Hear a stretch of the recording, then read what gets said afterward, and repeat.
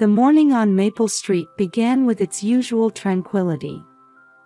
Sarah Mitchell had just finished her routine garden maintenance and settled into the rocking chair on her porch.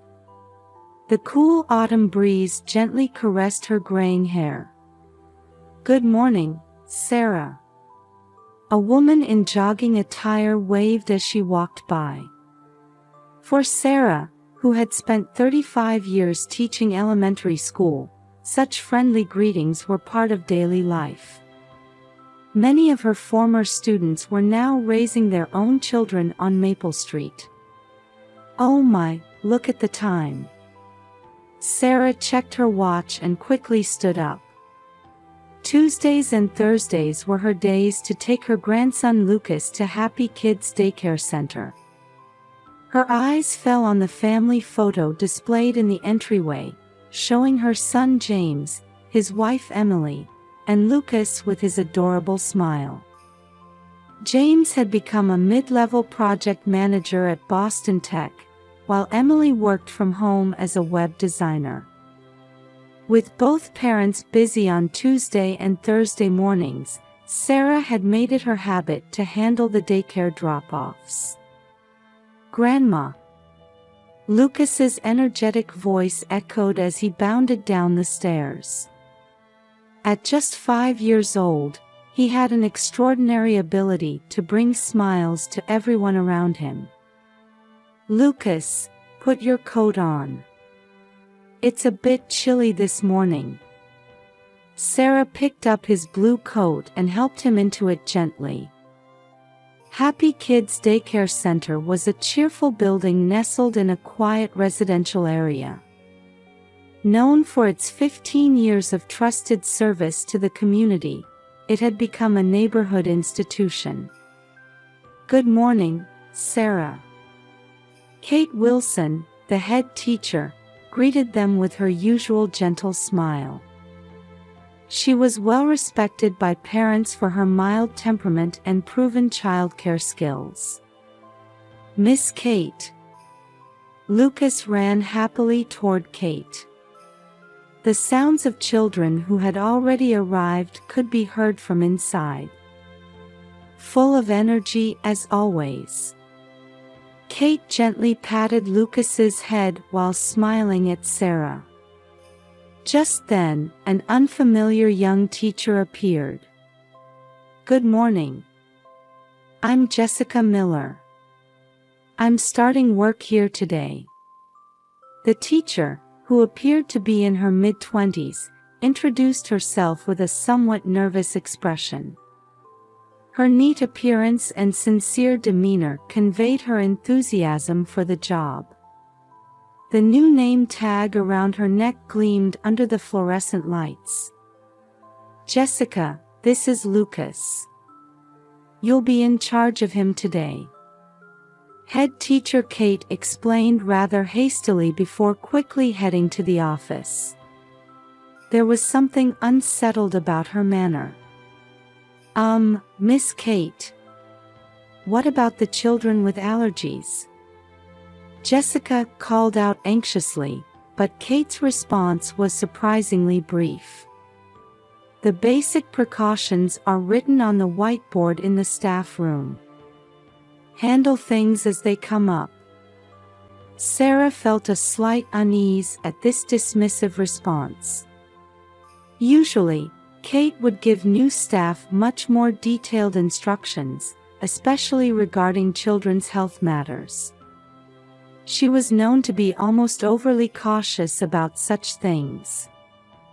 However, this thought was interrupted by her phone ringing. Sarah was surprised to see Emily displayed on the screen. It was unusual for her to call at this time of day. "Mom, I'll pick him up today." "Emily. What's the matter? Aren't you usually busy with work at this time?" "Well, there's something about James." There was an unusual tension in Emily's voice, a hesitant tone that made Sarah uneasy. "Did something happen?" "No, Not exactly. I'm sorry, I can't say more over the phone. That morning, activities at the center seemed to flow as usual. The new teacher Jessica was enthusiastically engaging with the children, and other staff members carried out their normal care programs. However, there was an unsettling atmosphere created by Kate's occasional muttering from the office and her unusually frequent checking of her mobile phone. At 2 p.m., fate struck suddenly. Teacher. Lucas. Lucas is having trouble breathing.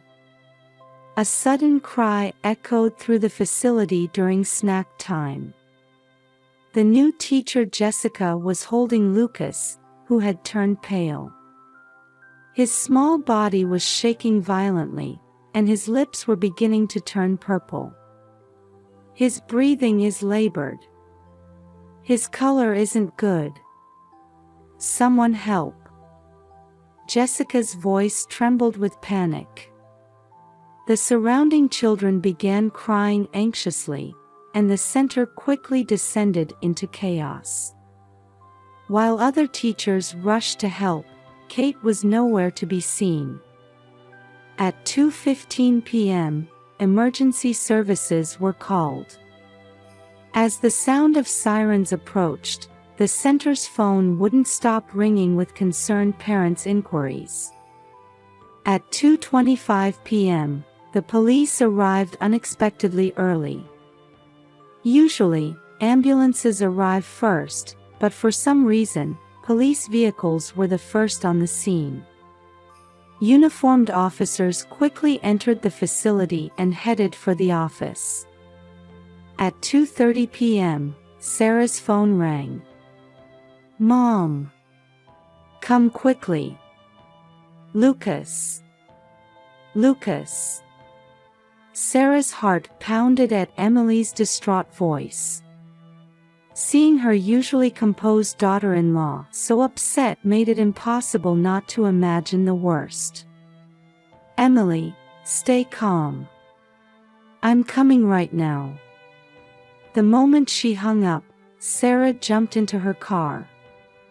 She made the usually 15-minute drive in a desperate 10 minutes, not even minding running red lights.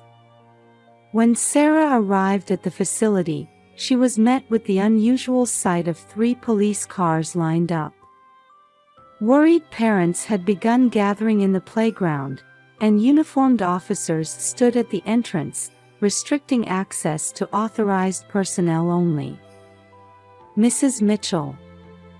A stern-looking detective was waiting for her at the entrance. He appeared to be in his mid-50s, his deeply lined face bearing the tension of someone who must deliver serious news. There's some security camera footage we need you to see. His voice carried a mixture of sympathy and resolve.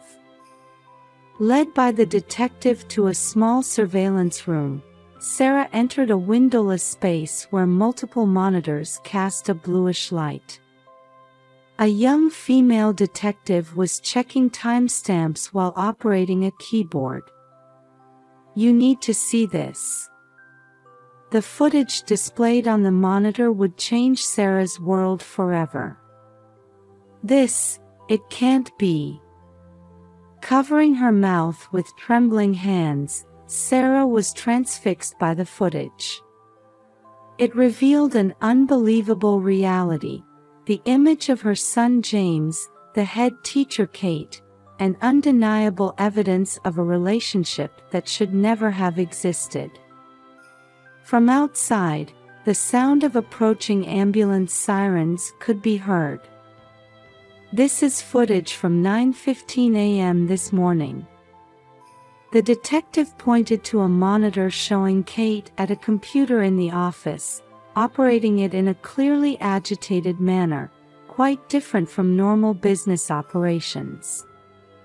Her occasional glances around, checking if anyone was watching, highlighted the abnormality of her actions. This is the screen she was accessing.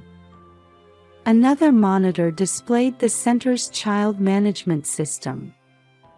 Lucas Mitchell's personal file was open, and allergy information items were being systematically deleted.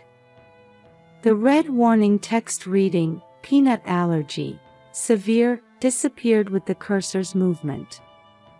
And this is footage from last Tuesday evening at 6:30 p.m.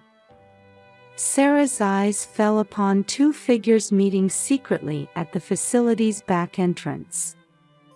In the dim twilight, there was no mistaking who they were: Kate Wilson and her son James. The sight of them speaking intimately made Sarah's chest tighten. We also have footage from yesterday.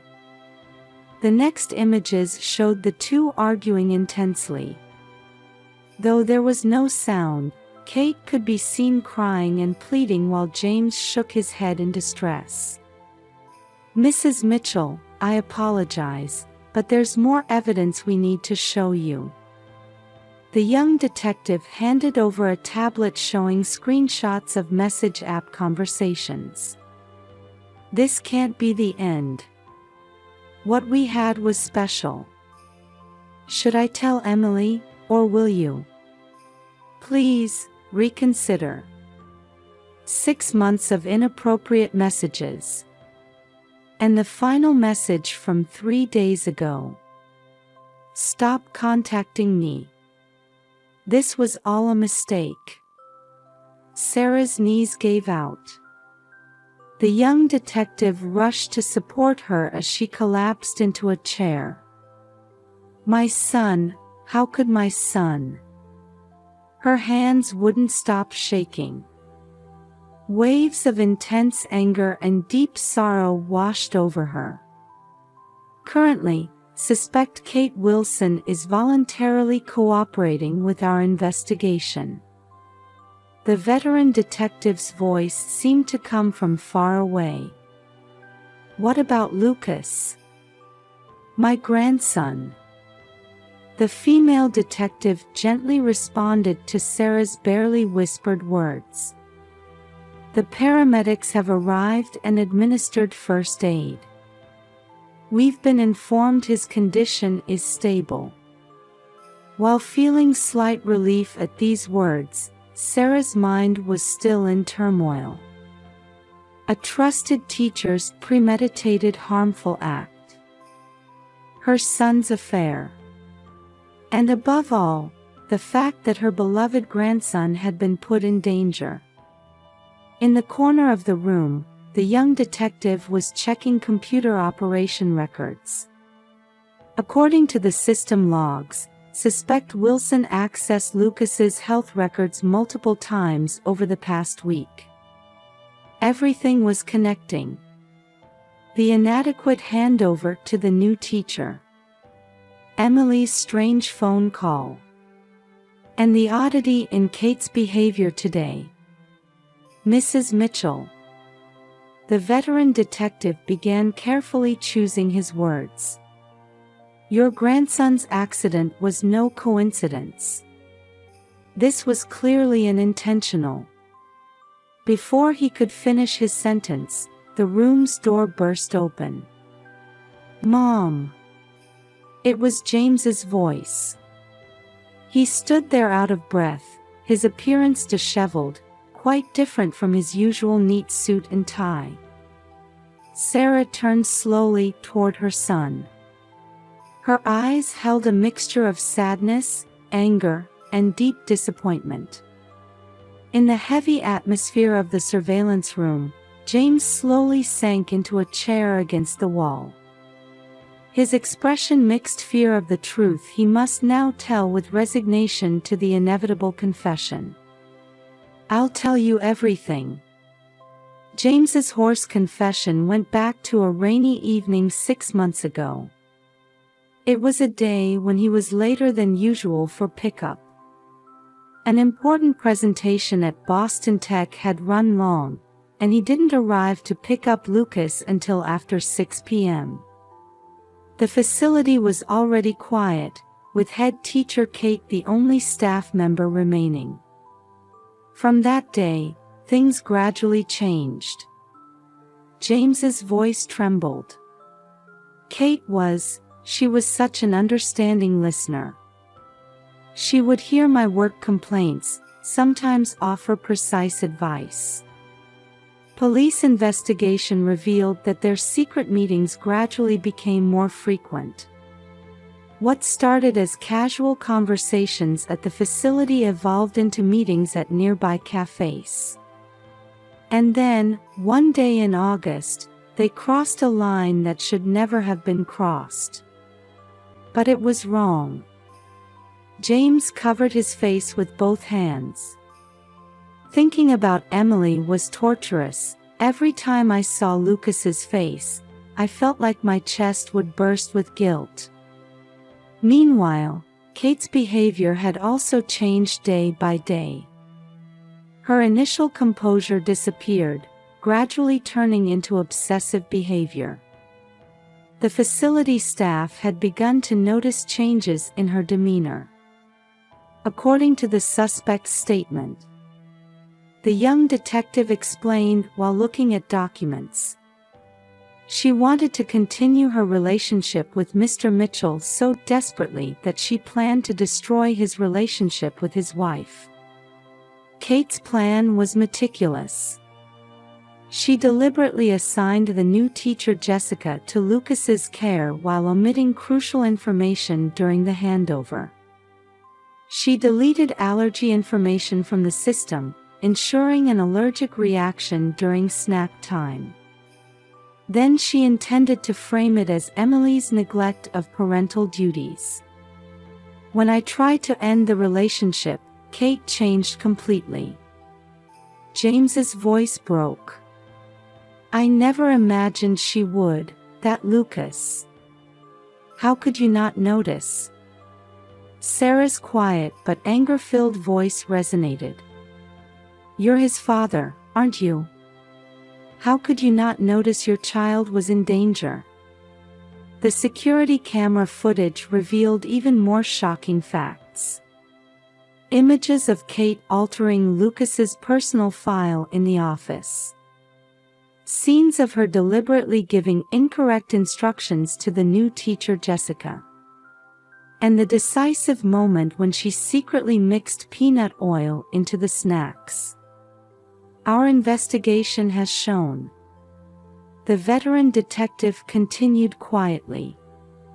That Wilson has exhibited similar, obsessive behavior patterns in the past.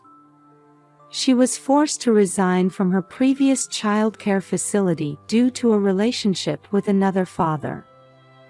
The room's atmosphere froze at these words. Mom. Emily. I'm truly sorry. James's words of apology rang hollow. At that moment, the young female detective hurried into the room. Wilson has confessed.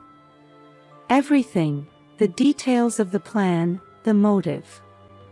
Sarah sighed deeply while looking at her grandson's smiling face on the monitor. That smile had almost been lost forever today. This fact weighed like lead on her heart.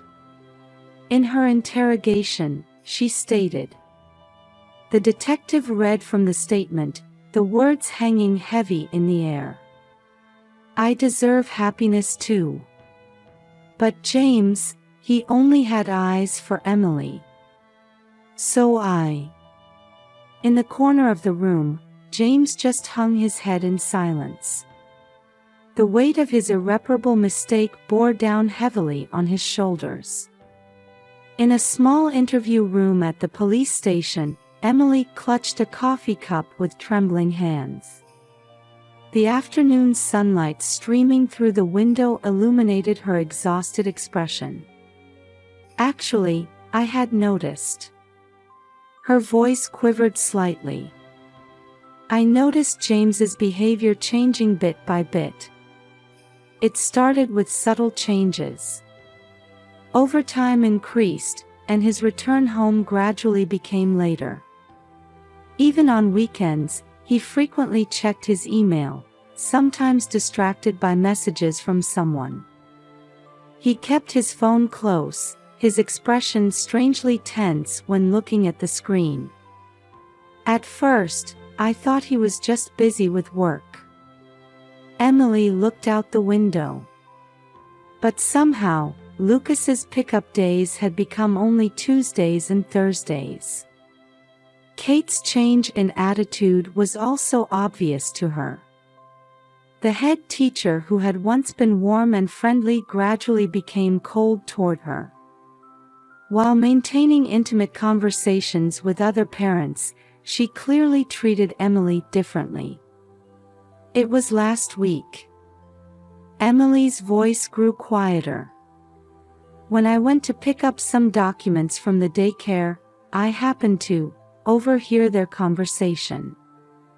A private discussion between her husband and Kate behind the facility. Kate pleading about something urgently while James shook his head in confusion. That scene left a deep wound in Emily's heart. "That's why I called you this morning, Mom." Wiping away tears, Emily continued. "I wanted to talk about it, but I never imagined things would turn out like this." Meanwhile, shocking testimonies from the facility staff continued to emerge. Kate had been acting strange lately. The new teacher Jessica testified to the police. Even this morning, the handover was very careless. Usually, she's especially thorough about explaining allergies, but today of all days. Other caregivers also provided testimony supporting Kate's changes. It seemed like her personality changed about 6 months ago. She suddenly started saying she'd work overtime whenever Mr. Mitchell came for pickup. Her way with the children changed too, becoming oddly overprotective, especially with Lucas. At Boston Children's Hospital's intensive care unit, various medical devices were attached to Lucas's small body. The regular beeping of the heart rate monitor quietly echoed through the room. "He's doing fine. We've passed the worst." Dr. Thompson's words made the entire family sigh with relief. The allergic reaction was severe, but early detection and prompt treatment were effective. Sitting in a chair by the window, Sarah reflected on the past 24 hours while watching her sleeping grandson. Kate's arrest, James's confession, Emily's tears, and above all, the terror of Lucas's life being in danger. "We've heard from the lawyer." The young detective quietly entered the room. "Wilson has admitted to all charges. Attempted murder, personal information tampering, professional negligence." Among the serious charges, Kate admitted to everything straightforwardly. A psychiatric evaluation was scheduled, which could affect her sentence. The facility also contacted us. Emily began while looking at her phone screen. "They've decided to close temporarily. They say they're going to completely review their operating system."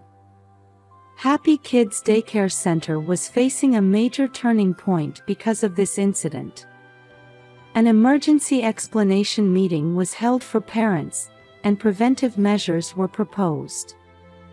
These included stricter staff hiring standards, implementation of a double-check system for health management, and above all, strengthening communication among staff members. Through the hospital room window, the twilight sky was visible. Sarah stood up and faced her son. "James." Her voice now held neither anger nor sadness. "What are you going to do?" James, who had been staring at the floor, slowly raised his head. "I want to repair everything. My relationship with Emily, my bond with Lucas, and my trust with you, Mom." Emily silently listened to her husband's words. Complex emotions could be read on her face. "We've been recommended family counseling," James continued. "Once a week, with professional help. It will take time, but—" "Yes." Emily nodded slightly. "For Lucas's sake, we need to move forward." Just then, a small voice came from the bed. "Daddy! Mommy!" Everyone rushed to Lucas as he awakened. His small hands gripped both his parents' hands simultaneously. Tears fell unbidden from Emily's eyes. "Grandma too." At Lucas's voice, Sarah joined them. 4 hands overlapped. It seemed like a symbol of a new beginning. The family's healing process began the following week. Family counseling every Saturday, family meetings every Sunday. Slowly but surely, their nearly broken trust was being rewoven in a new form. Lucas transferred to a new daycare center. Although he was anxious at first, with the help of his kind teacher, Ms. Brown, he gradually regained his smile. Yesterday, Lucas said something. One evening, Emily called Sarah. He said, "I'm glad Daddy and Mommy made up." Sarah couldn't help but smile at those words. Her grandson's pure heart was healing the adult's wounds. It was like a small miracle. The local community also learned much from this incident. Other childcare facilities reviewed their safety management systems, and communication between parents and facilities became more open. On Christmas Eve that year, warm light glowed from Sarah's house on Maple Street.